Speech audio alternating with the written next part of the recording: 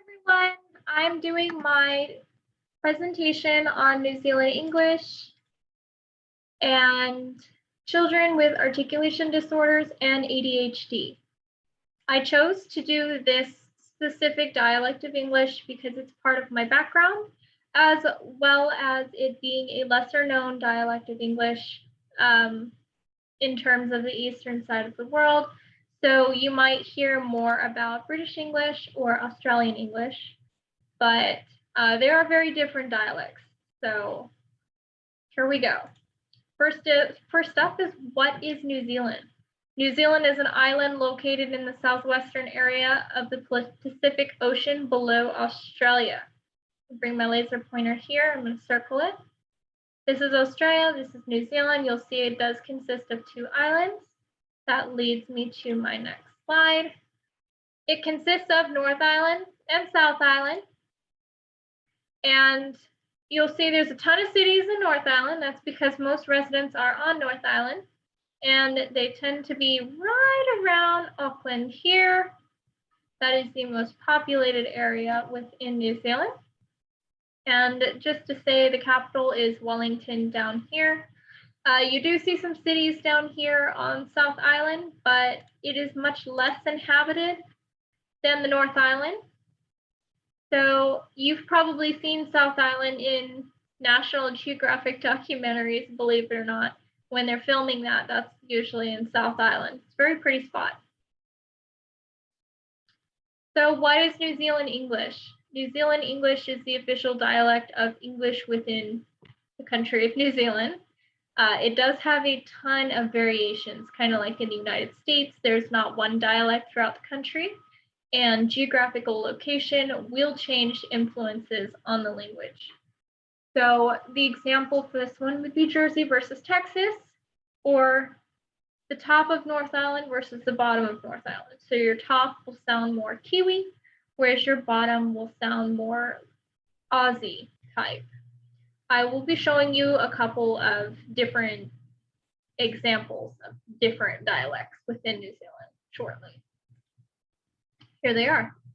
So there are 4 videos here. You're going to hear that each person within the video has a very different sound. My niece and nephew are still learning, so excuse that. But these are just some personal videos I have of each of my family members that can help demonstrate the differences that I see.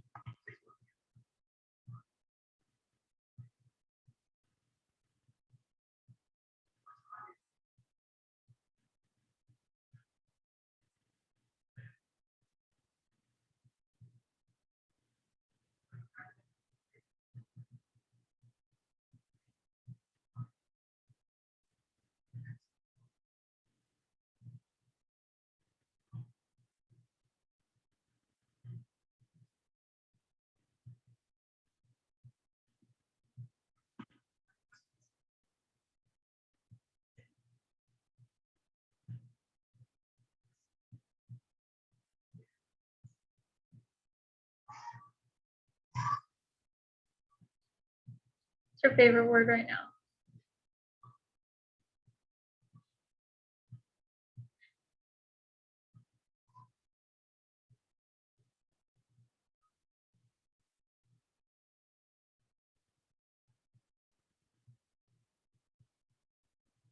So you did hear my brother say pram.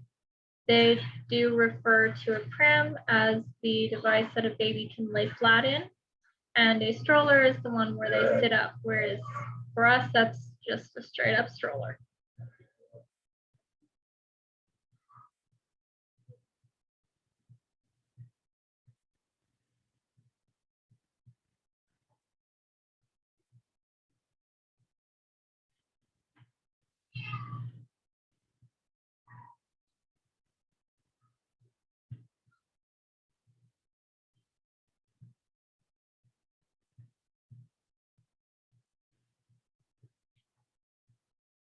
And the last video here.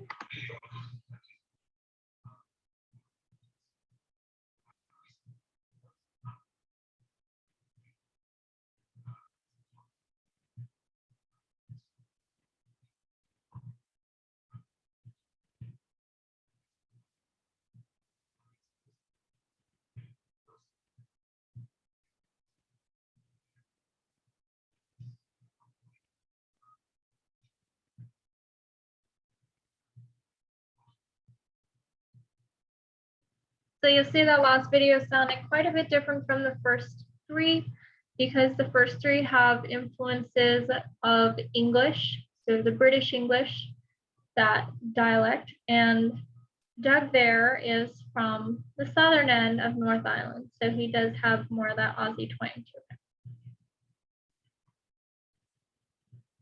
So what is an articulation disorder?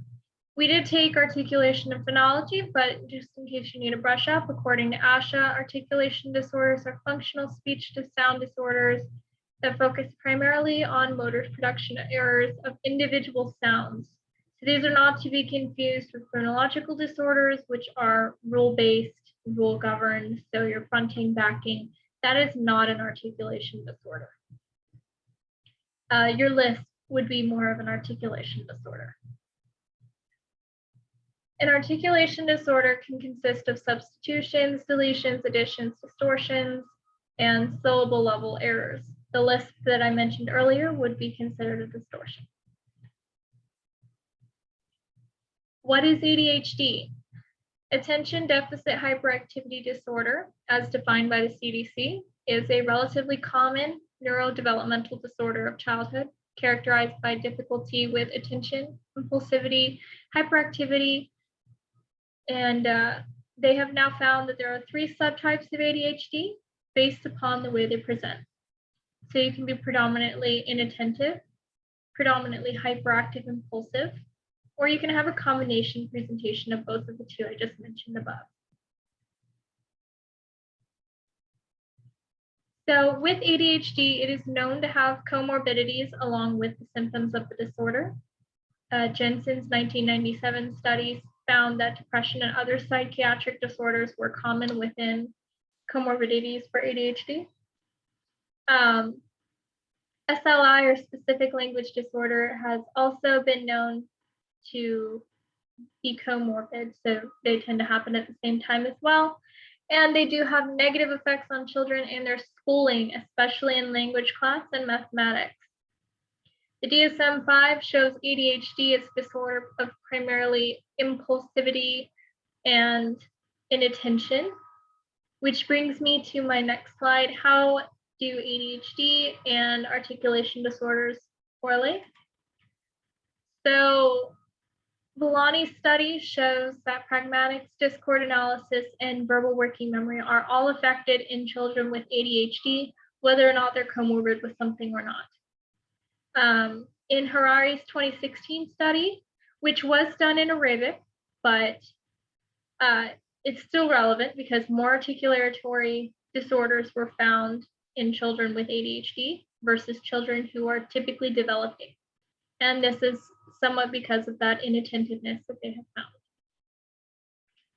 So how does ADHD and speech therapy go? What would therapy look like? For this population, it's pretty much with New Zealand English. It would look very similar to traditional articulation therapy for English individuals. Exceptions would be made for the wide diphthongs, non-rhotic R, occasional H dropping, etc. It is really important to determine the person's personal background to decide what phonemes to work on with the child, as New Zealand English has many variations, as I showed before. So if they have more of an English influence to them, then that needs to be considered as well. Or if they're more of an Aussie influence, whereas you might have seen the F sound replacing the TH. So you might hear think or something. It's really common within that group.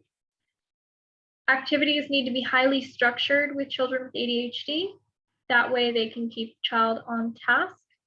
If activities are less structured, kids are more likely to be inattentive. Reminders can be set in place to remind the student to be more self-aware of their speech while they're talking. And it is extremely important at this point to ensure that the self-awareness can be managed at each level of the hierarchy. So you have words, you've got phrases and short sentences, and then you'll have the conversational level before moving on to the next. The hardest level to work on for all children is the conversational level, but someone with ADHD and who may be a little bit more inattentive will struggle more within this phase of therapy. And that is my presentation on articulation disorders in New Zealand English. Here are my references, which you can see. I did not get the hanging indent in there, so please excuse that. It wasn't a me thing, it was a PowerPoint won't do it thing. But here they are. Thank you for listening to my presentation, and I hope you enjoyed it.